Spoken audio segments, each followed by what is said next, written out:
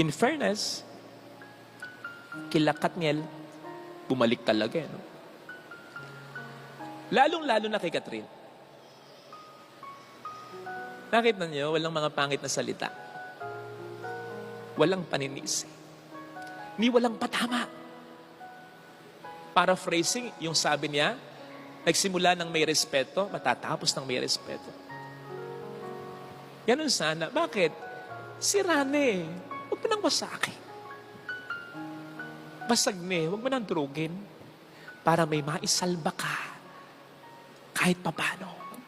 Kasi sayang din yung 11 years. Nanay pa rin yan ng anak mo. Tatay pa rin yan ng anak. Kapatid mo pa rin yan.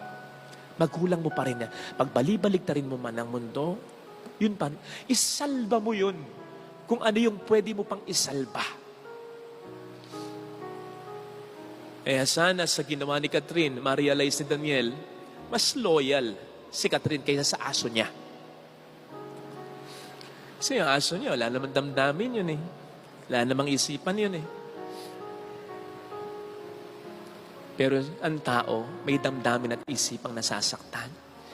Kaya kapag pinapatawad ka pa rin, hindi ibig sabihin, hindi siya nasaktan.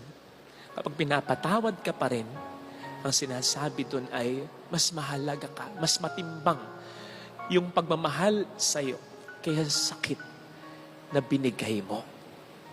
Ganon ang mag-ingat ng relasyon. Kang gagawa ng ikasisira ng iyong relasyon at kung masira man, salba mo kung ano pwedeng isalba. Ganon to the trillion times, super level times ang Panginoon sa atin.